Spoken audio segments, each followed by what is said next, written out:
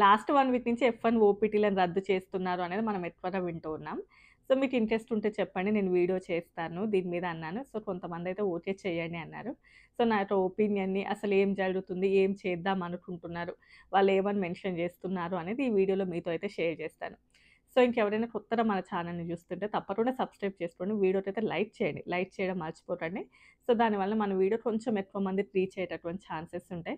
So, మీరు త్వరగా subscribe చేసుకుంటే మనం 1,00,000కి దగ్గరలో ఉన్నాం. ఓకే. ఇంకా యూఎస్ఏలో స్టూడెంట్స్ గురించి మాట్లాడుకుందాం. ఎక్కువగా ఏషియన్ కంట్రీస్ నుంచి ఎక్కువ మొత్తంలో ఇంటర్నేషనల్ స్టూడెంట్స్ వస్తూ ఉంటారు యూఎస్ఏకి. చాలామంది ఇండియానే ఎక్కువ అని అంటారు కానీ ఇండియా కాదు, చైనాకి ఎక్కువ మొత్తంలో వస్తుంటారు. ఆల్మోస్ట్ 25% వరకు చైనా నుంచి వస్తుంటారు. 10.5% ఇండియా అండ్ 2.5% ఏమో సౌత్ కొరియా. ఇలా కొన్ని పర్సెంటేజ్‌లుంటాయి. అందులోపల చైనా కొంచెం ఎక్కువ మంది స్టూడెంట్స్ వస్తూ ఉంటారు. చైనా నుంచి ఎక్కువ మంది స్టూడెంట్స్ ఇక్కడికొచ్చినా గూడా యూఎస్ఏలో ఉన్నటువంటి ఇన్‌ఫ్రాస్ట్రక్చర్ కావచ్చు, లేకపోతే ఇక్కడ ఉన్నటువంటివి చాలా కూడా వాళ్ళు గ్రాబ్ చేసి చైనాని డెవలప్ చేయడానికి చాలా వరకు యూజ్ చేస్తూ ఉంటారు. చాలామంది చైనా వాళ్ళు స్టూడెంట్స్ ఇక్కడికొచ్చిన తర్వాత వాళ్ళు మళ్ళీ చైనాకెళ్ళిపోయి అక్కడే సెటిల్ అయ్యి అక్కడ డెవలప్‌మెంట్ కోసం ఎక్కువగా చూస్తూ ఉంటారు. బట్ మన ఇండియాలో ఏంటంటే ఇండియన్ స్టూడెంట్స్ ఎవరైనా వస్తే వాళ్ళు యూఎస్ఏలోనే ఎక్కువ వరకు ఉండిపోవడానికి ఇంట్రెస్ట్ చూపిస్తూ ఉంటారు. అంటే ఓపీటీనే కావచ్చు, STEM OPT, next H-1B, green card ఇలా ఒక ప్రాసెస్ అనేది ఉంటాయి గదా! సో, ఎక్కువ మంది ఏంటంటే ఇక్కడే ఉండడానికి ఇంట్రెస్ట్ చూపిస్తూ ఉంటారు మన ఇండియన్స్. ఇండియన్సే ఎక్కువ మొత్తంలో రావడం కాదు గానీ, ఉండడానికి ఎక్కువగా ఇంట్రెస్ట్ చూపించేది మన ఇండియన్స్ ఉంటారు. ఎందుకంటే మనకి అంత ఇన్‌ఫ్రాస్ట్రక్చర్ లేదు ఇండియాలో. మనం డెవలప్ చేయాలి అనుకున్నా కూడా అంత లేదు. అదంతా ఒక డిఫరెంట్ స్టోరీ లేండి కానీ, ఇంకా రీసెంట్‌గా డీహెచ్ఎస్ మాత్రం ఎఫ్-1 ఓపీటీలో అయితే చాలా వరకు చేంజెస్ తీసుకురావాలి అని అయితే ప్రపోజల్ చేస్తుంది. చేంజెస్ తీసుకురాబోతున్నాం అని కూడా మెన్షన్ చేస్తున్నారు. సో, చాలామంది ఏంటి అంటే ఎఫ్-1 ఓపీటీనే రద్దు చేస్తారు అని చెప్పి కొంతమంది. ఇన్ కేస్ ఒకవేళ ఓపీటీని గనుక రద్దు చేయకపోతే అందులోపల చాలా రకాల చేంజెస్‌నైతే తీసుకొని వస్తారు. అన్ని కూడా చాలా స్ట్రిక్ట్‌గా ఉండబోతున్నాయి ఆ చేంజెస్ అని చెప్పి. మెయిన్‌లీ ఏంటంటే అంటే ఎఫ్-1 ఓపీటీని రద్దు చేస్తారు అనేది ఎక్కువగా వింటూ ఉన్నాం. బట్ ఇంతవరకు అసలు అదేమి కూడా అవ్వలేదు. అది అవుతదంటే అంత ఈజీ కాదు కానీ బట్ వి డోంట్ నో. అంటే ఫ్యూచర్‌లోనే తెలుస్తది అదేమవుతది అని చెప్పి. ఇంకా మనం ఈ చేంజెస్, ఆ చేంజెస్ అని వింటున్నాం గానీ అవి ఎలాంటి చేంజెస్ అని వాళ్ళేం మెన్షన్ చేయలే. సో, ఇంకా చాలామంది ఏంటంటే ఓపీటీ తర్వాత స్టెమ్ ఓపీటీ ఇలా 3 ఇయర్స్ ఉంటది కదా! నార్మల్‌గా అంటే డిగ్రీ బేస్డ్ అందులో కూడా ఉంటారు. అంటే స్టెమ్ కాని వాళ్ళు కూడా వస్తారులెండి కానీ, వాళ్ళకి ఓన్లీ కూడా 1 ఇయరే ఓపీటీ పీరియడ్ ఉంటది. అందుకోసమే చాలామంది అంత ఇంట్రెస్ట్ చూపించరు రావడానికి. ఎందుకంటే 1 ఇయర్‌లోనే వాళ్ళు అనుకున్నయన్నీ నెరవేరవు. అండ్ అట్‌లీస్ట్ మనీ కూడా ఎక్కువ సంపాదించుకోలేరు కాబట్టి, చాలామంది ఏంటంటే స్టెమ్ అంటే అట్‌లీస్ట్ ఒక 3 ఇయర్స్ అయిన టైం ఉంటది. అందులోపల కొంచెం మనీ ఎర్న్ చేసుకోవచ్చు. లేదు అంటే ఇంకా వాటెవర్ ఇట్ ఈస్ ఇంకా ఉంటది కదా! ఫర్దర్‌గా ప్రాసెస్ అని ఎక్కువ మంది స్టెమ్ ఓపీటీ అంటే science, technology, engineering, mathematics. So, దీని మీద ఉన్న వాళ్ళే ఎక్కువ వరకు స్టూడెంట్స్ అయితే ఇక్కడ ఉంటూ ఉంటారు. సో, ఇందులోపల ఏంటంటే చాలా వరకు లూప్ హోల్స్ ఎతుక్కుంటున్నారు. అండ్ ఎఫ్-1 ఓపీటీలో ఉన్నప్పుడే వాళ్ళకి జాబ్ అనేది ఉండాలి. వాళ్ళు ఏ చదువైతే చదివారో దానికి సంబంధించినటువంటి జాబే చేస్తూ ఉండాలి. అంటే టెక్నాలజీ సైడే జాబ్స్ చేస్తూ ఉండాలి. ఇదంతా కూడా ఒక రూల్ అనేది ఉంటది. అది అన్నీ చాలా వీడియోస్‌లలో చెప్పాను కాబట్టి నేను జస్ట్ షార్ట్ అండ్ స్వీట్‌గా చెప్తున్నాను. సో, ఇలా ఏ చదువుకి సంబంధించినో అదే జాబ్ చేయాలి.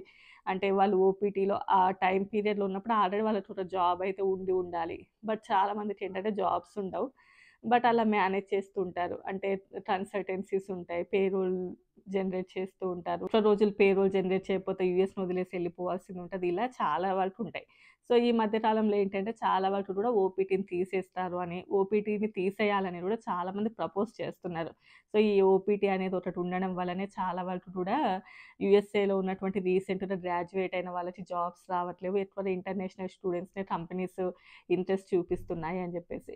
ఎందుకంటే కొంచెం తక్కువకైనా కూడా వర్క్ చేయొస్తారు వాళ్ళకి. ఎందుకు అంటే వాళ్ళకి ఓటీ అన్నట్టు. అంటే ఏమంటారు తెలుగులో అయితే గిట్టుబాటు అయితది అంటారు గదా! సో, వాళ్ళకి వర్కౌట్ అయితది కాబట్టి తక్కువకైనా ఈవెన్ ఎక్స్‌పీరియన్స్ కోసమే కానియండి వాటెవర్ ఇట్ ఈస్ వర్క్ చేయడానికి ఇంట్రెస్ట్ చూపిస్తారు. బట్ అమెరికన్ సిటిజన్స్ అయితే ఎంతటో అంతటైతే వర్క్ చేయడానికి ఇంట్రెస్ట్ చూపించాలి కాబట్టి వీళ్ళనే కొంచెం ఎక్కువ ఇంట్రెస్ట్ చూపిస్తున్నారు. సో, అమెరికన్స్‌కి ఇబ్బందవుతుంది అని జెప్పేసి. సో, దీన్ని బేస్ చేసుకొని ఏంటంటే ఫ్యూచర్ లోపల చాలా రకాల చేంజెస్ అయితే వస్తాయి అని జెప్పేసి ఒకవేళ ఓపీటీ కంప్లీట్‌గా రద్దు చేస్తారా? లేకపోతే ఓపీటీకి 3 ఇయర్స్‌లోటువంటి టైమ్ పీరియడ్‌ని ఏమైనా తగ్గిస్తారా? అంటే ఒకప్పట్లాగానే 1 ఇయర్ అనా? లేకపోతే 1 ½ ఇయరే పెడతారా? 2 ఇయర్స్ పెడతారా? లేకపోతే 6 మంత్సేనా? ఇలా ఏమన్నా టైమ్ పీరియడ్ ఏమైనా తగ్గిస్తారా? And site visits already site visits చాలా కూడా జరుగుతున్నాయి యూఎస్‌లో. సో, అలానే ఇంకా దాని మీద ఎక్కువ ఫోకస్ చేస్తారా? క్లయింట్ లెటర్ ఉండాలి అని చెప్పి కానియండి, లేకపోతే ఇలాంటివి ఏవైతే లూప్ హోల్స్ ఉన్నాయో అవన్నిటిని కూడా తీసేసి అంత అంటే నీట్‌గా ప్రాసెస్ ఉండేలాగా ఏమైనా తీసుకొనొస్తారా అనేది చాలా వరకు వింటూ ఉన్నా. అండ్ నెక్స్ట్ ఏంటంటే ఆల్రెడీ లాస్ట్ టైమ్ ఒకసారి మెన్షన్ చేశాడు కదా! అంటే డే 1 సీపీటీ తీసేస్తారు అండ్ యూనివర్సిటీస్ ఇష్టం వచ్చినట్లుగా చేంజ్ అవ్వలేదు ఇక్కడికొచ్చిన తర్వాత. ఎందుకంటే ఒక యూనివర్సిటీలో ఫీజు ఎక్కువ ఉంటదని చెప్పి వచ్చేటప్పుడు ఆ యూనివర్సిటీకి రావడం, ఇక్కడికొచ్చిన తర్వాత చాలా తక్కువ యూనివర్సిటీస్ ఉన్న వాళ్ళ చోటికి ఎళ్ళిపోవడము. సో, ఇంక ఇలాంటివి చాలా ఉన్నాయి కాబట్టి ఇందులోపల చేంజెస్ తెస్తారు అని జెప్పి. అండ్ చాలామందేంటంటే అంటే 3 ఇయర్స్ లోపల హెచ్-1బీ గనుక రాకపోతే మళ్ళీ ఇండియా ఎళ్ళిపోతారంటే, మళ్ళీ ఒక 2 ఇయర్స్ డే 1 సీపీటీ అని ఉంటది. దాని తర్వాత కూడా అవ్వకపోతే మళ్ళీ డబుల్ మాస్టర్స్ అని జెప్పి. అంటే చదివిందే మళ్ళీ చదువుతూ ఉంటారు. జస్ట్ ఇలా ఎళ్ళింది మళ్ళీ వెనక్కొచ్చి మళ్ళీ ఇలా అవుతూ ఉంటది. సో, ఇలా చాలా సంవత్సరాలు అమెరికాలో ఉండడానికి ఇంట్రెస్ట్ చూపిస్తారు కాబట్టి, అందులోపల ఏమైనా చేంజెస్ తీసుకొనొస్తారా? చేంజెస్ తీసుకురావాలంటే చాలా ఉన్నాయి. మేబీ అసలు దాని ప్యాటర్న్ ఎట్లా డిసైడ్ చేస్తారు? అసలు ఎలా మొత్తానికే తీసేస్తారా అంటే అది అవ్వని పరిస్థితి. ఎందుకు అంటే యూనివర్సిటీస్ కావచ్చు, లేకపోతే కాలేజెస్ కానియండి, ఇంటర్నేషనల్ స్టూడెంట్స్ ద్వారానే ఎక్కువగా ఇక్కడ అంతో ఇంతో ఉంది కాబట్టి అదైతే అసలవ్వదు అని నేననుకుంటున్నాను. బట్ ఏమో చెప్పలేము. ఒకవేళ అవుతదా? లేకపోతే అసలు ఎలాంటి చేంజెస్ లేకుండానే ఈ చేంజ్, ఆ చేంజ్ అని చెప్పి ఎప్పట్లాగానే కంటిన్యూ చేస్తారా అనేది ఇంకా మనకి ఫర్దర్‌గా అయితే తెలుస్తది. అండ్ చేంజెస్ అయితే యాజ్ సూన్ యాజ్ తేవాలని చూస్తున్నారు. బట్ అవి ఎప్పుడు ఇంప్లిమెంట్ చేస్తారు? మేబీ జాన్వరి ఆ టైం నుంచి ఏమైనా చేస్తారా అనేదైతే ఇంకా క్లారిటీ అయితే లేదు గానీ మొత్తానికైతే చేంజెస్ అయితే తప్పకుండా వస్తాయి. బట్ ఒకప్పుడు ఉన్నంత ఫ్రీగా అయితే ఉండకపోవచ్చు. బట్ అండ్ కొన్ని ఎస్ఎస్ఎన్ ట్యాక్స్ కట్టేది ఉండదు స్టూడెంట్స్. సో, అది కూడా బెనిఫిట్ ఉంటది స్టూడెంట్స్‌కి. మేబీ అలాంటివి కూడా ఏమీ లేకుండా ఆ ట్యాక్స్ కూడా పే చేయాలన్న అండ్ ఇంకా చాలా రకాలైతే వింటూ ఉన్నాం ఇప్పటికైతే. సో, భయపడి, టెన్షన్ పడి అంతైతే ఏమీ లేదు. వన్స్ అది మొత్తం ఓకే అవుతే ఇంకా క్లారిటీగా మాట్లాడుకుందాం. సో, నేను అందుకోసమే చెప్పాను. సో, ఇంకా దాని మీద క్లారిటీ లేదు. బట్ వింటున్నాం. ఓపీటీలో అయితే తప్పకుండా చేంజెస్ తీసుకొద్దాం అని చెప్పేసి డీహెచ్ఎస్ కూడా ఎప్పటినుంచో ప్రపోజ్ చేస్తుంది. వాళ్ళు కూడా అదే పనిలో ఉన్నారు అని చెప్పేసి. అండ్ మొత్తానికి ఏంటంటే ఓపీటీ తీసేస్తే ఇక్కడ ఉన్నటువంటి యూనివర్సిటీస్‌కి వాటికి చాలా పెద్ద దెబ్బ పడతది. వాళ్ళు అంత ఈజీగా అయితే ఒప్పుకోరు. అంటే ఈ ఓపీటీని తీసేస్తాము ఇలా అని అంటే. ఈవెన్ యూఎస్ గవర్నమెంట్ కూడా చాలా వరకు లాస్ ఉంటది. ఎందుకంటే కొన్ని కంట్రీస్ యొక్క జీడీపీ అంటే ఇంటర్నేషనల్ స్టూడెంట్స్ ద్వారా యూఎస్ఏకి వచ్చేటటువంటి ఎకానమీ చాలా ఎక్కువగా ఉంటది.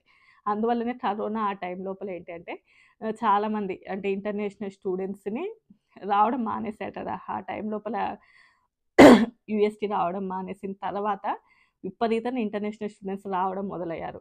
ఎంతంటే వీసాకి అప్లై చేసిన ప్రతి ఒక్కరికి కూడా వీసా ఓకే అయింది. ఆ టైంలోనే విపరీతంగా యూఎస్‌ఏకి రావడం, ఫ్లో ఎక్కువ అవ్వడం, ఇక్కడ పార్ట్ టైమ్ జాబ్స్ కూడా దొరకకపోవడం అండ్ యూఎస్ కంట్రీకి కూడా చాలా ఇబ్బంది ఏర్పడింది. అంటే ఎక్కువగా ఫ్లో రావడం వలన. సో, యాస్ సూన్ యాస్ తగ్గియడానికైతే ట్రై చేస్తున్నారు. అండ్ ఇంట్రెస్ట్ చూపించట్లే. అంటే ఈవెన్ ఇండియా నుంచి కూడా చాలా వరకు తగ్గారు. అంటే రావడానికి కూడా ఈ ఇయర్ కొంచెం ఇంట్రెస్ట్ అయితే చాలా వరకు తగ్గించారు. నాట్ ఓన్లీ యూఎస్ఏ అండ్ వేరే దేశాలకి ఎళ్ళడానికైతే కొన్ని ఇంట్రెస్ట్ అయితే చూపించట్లేదు. ఓకేలే మనకే మంచిది కదా! మరి ఇండియా నుంచి వేరే దేశాలకు ఎళ్ళకపోతే స్టూడెంట్స్ ఇండియానే బాగా డెవలప్ అయితది అంటారు కొంతమంది. అసలు అలా ఉండదు. విదేశాలలో ఉన్నవాళ్ళు ఇండియాకి పంపించేటటువంటి మనీలోనే గవర్నమెంట్‌కి చాలా వరకు ఇన్‌కమ్ వస్తది. చాలా కూడా వేరే దేశాల నుంచి ఎస్పెషల్లీ యూఎస్ఏ నుండి వచ్చేటటువంటి మనీ ఇండియన్‌కి చాలా వరకు యూజ్ అవుతూ ఉంటది. చాలామంది వేరే దేశాలకు ఎళ్ళకండి. అందరూ ఇండియాలోనే ఉంటే ఇండియా బాగా డెవలప్ అయితదంటారు. అలా ఉండదు. వెళ్ళకపోతే వేరే దేశాలకి ఎంత లాభమో పక్కన పెడితే ఇండియాకి చాలా వరకు నష్టం ఉంటది. నేను యాస్ సూన్ యాస్ దీని మీద అయితే ఒక వీడియో అయితే చేస్తాను. సో, ఇంకా ఓపీటీలో కొన్ని different changes I mean site visits కావచ్చు, క్లయింట్ లెటర్ కానియండి, ఇలాంటి చేంజెస్ వస్తే పెద్ద ప్రాబ్లమ్ లేదు గానీ, ఆ ఓపీటీని తగ్గిద్దామని అనుకున్నా. మొత్తానికి ఓపీటీస్‌ని తీసేసినా అప్పుడు మాత్రం విపరీతమైన లాస్ ఉంటది. స్టూడెంట్స్‌కి చాలా వరకు లాస్ ఉంటది. అలాగే అమెరికాకి కూడా చాలా వరకు లాస్ ఉంటది. బట్ ఏమవుతది అని చెప్పేసి మనం ఫర్దర్‌గా అయితే చూద్దాం. సో, ఇంతే అండి. ఈ వీడియో నచ్చితే తప్పకుండా లైక్ చేసి, షేర్ చేసి, సబ్స్క్రైబ్ చేసుకోండి. సబ్స్క్రైబ్ చేసుకోవడం అయితే మర్చిపోకండి. Bye bye.